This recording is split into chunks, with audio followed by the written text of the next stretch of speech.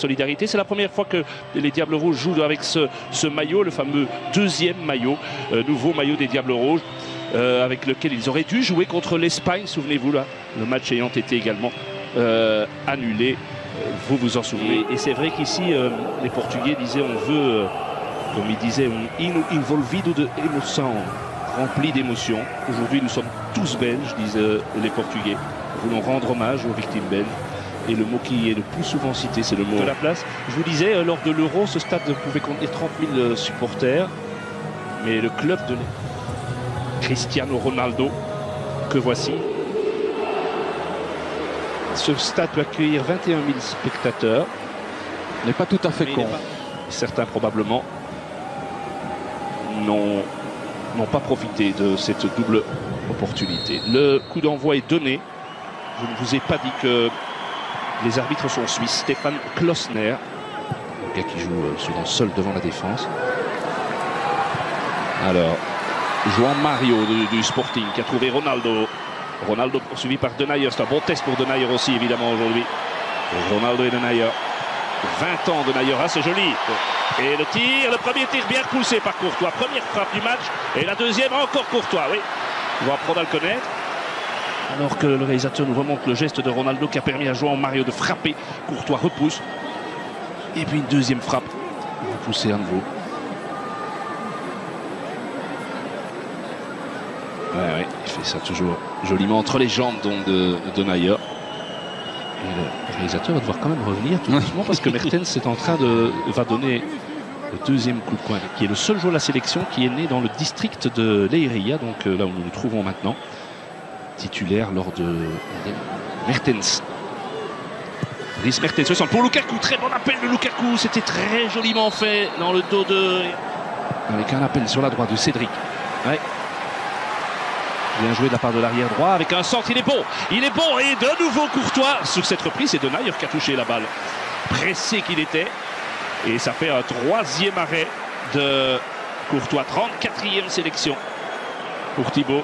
Voilà, non, c'est pas Denayer, moi j'ai eu l'impression ici tout en haut, mais clairement, oui, c'est Nani qui pique cette tête. Super barré de Thibaut, là vraiment. Il est chaud, hein, Thibaut. Ah, il est chaud, hein, Thibaut. Ah, il est bien, oui. Il n'est pas gêné par les supporters, ils sont dans son dos, lui. Hein. C'est clair. Alors, et nouvelle tête. Oh là, et là, la transversale, il a touché encore Thibaut.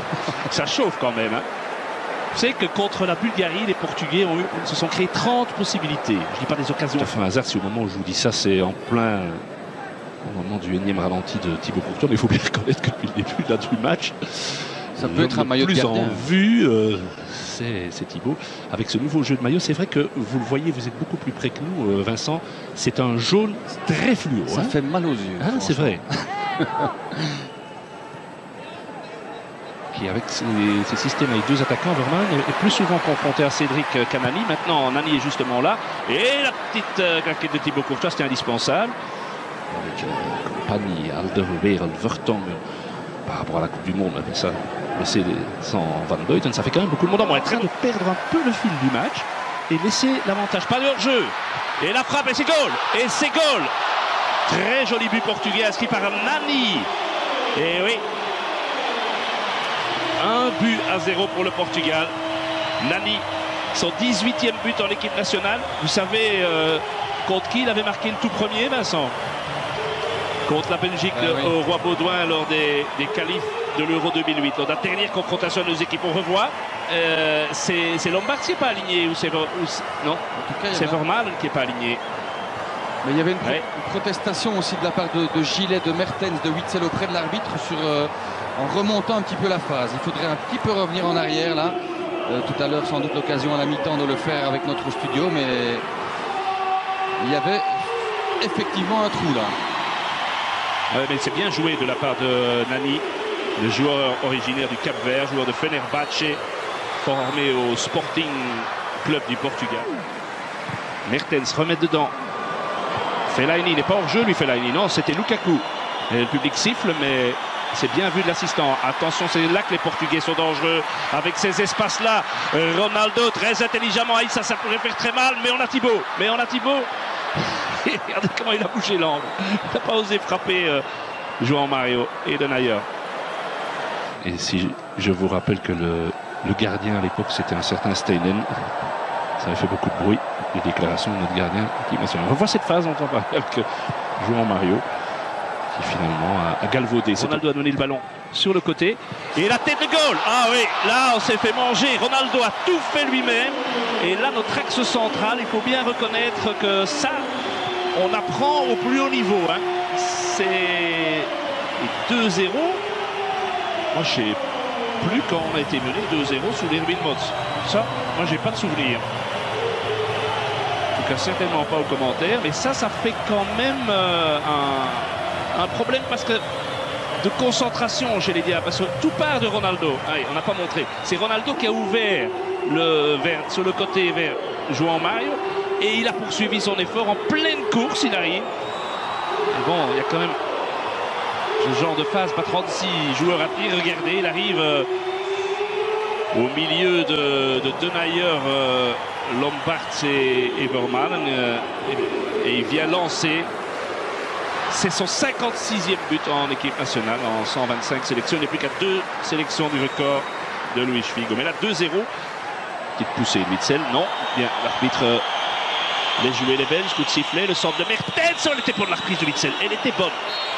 Très très bonne. Qui est le seul joueur belge qui a déjà évolué dans ce stade. Puisque lorsqu'il était à Benfica, Leiria était toujours en première division. L'Union de Leiria. Mais belle action peut-être collective, la meilleure jusqu'ici. Avec ce centre. La reprise et c'est l'inévitable Pep qui était sur la... Celui-ci n'est pas mieux donné. Gilet. Et attention, c'est là que les Portugais peuvent faire mal. Et surtout de l'autre côté. Il y a un sprint, le ballon arrive. Aïe aïe aïe. Oh, oh. André Gomes qui avait fait tout le sprint. Je ne sais pas où était notre flanc droit. Je ne sais absolument pas, il n'était pas là. André Gomes. Gilet avait été bousculé là, il réclame une faute dans le banc rectangle portugais, hein. C'est la raison de son absence. Enfin, je veux dire que toute l'équipe était complètement déséquilibrée lors de la reconversion de fait offensive.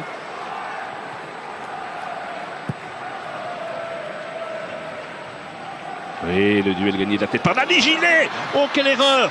Oh là là là là! Heureusement pour la Belgique et pour Guillaume Gilet, ça n'a pas payé cash, mais... C'est pas payé cash, mais regardez, déjà Nani qui gagne beaucoup trop facilement son duel face à Lombards. On se réjouissait, c'est vrai, de notre paire central lors du match notamment à Paris, mais ici, voilà, ici Guillaume Gilet, voilà un mauvais contrôle, une erreur technique. Un élan, il va prendre cet élan. Witsel vient se mettre dans le mur, petit ballon entre les Italiens, elle est belle, et il n'a pas assez suivi assez vite, Chablis, c'est dommage. C'était pas Chablis, c'était Lombard, je pense, qui est monté. Oui, c'est Lombard. Oui, c'est Lombard qui est venu se mettre à côté de Lukaku. Mais quelle belle frappe, légèrement déviée. Ah oui, il est attentif, le gardien portugais. C'est le deuxième tir cadré des Belges. Vermaelen. Chablis. Avec Lukaku, premier centre, il est bon. Oh, il est magnifique. Ouais, il est magnifique, doublé Lukaku. Oh, incroyable. Ça, c'est un but fantastique. Incroyable. Quel but symbolique. Il est sur le terrain depuis 60 secondes tout au plus. Centre de Jordan et but de Romelu. Ça, c'est le genre de truc quand même qui, dans l'histoire du foot, est beau. Hein. Ah ça, j'ai l'impression qu'il y a un papa et une maman qui doivent, je sais pas, être dans un état fantastique de bonheur. Ah, c'est bien. Et il est magnifique ce centre. Ah, et Lukaku, le Lukaku anglais, hein, le Lukaku anglais. Enfin un but pour Romelu en équipe nationale. 16 mois et 17 jours, son dernier but en équipe nationale. Donc l'Islande, ça faisait une paye. Hein. 12 novembre 2014. Il y a une très belle frappe, mais c'est pas lui qui tire. Et joli, très joli tir de Rafael Guerreiro. 22 ans né à Blanc-Ménil en France. Le titulaire arrière-gauche reste Coentrão. Hein.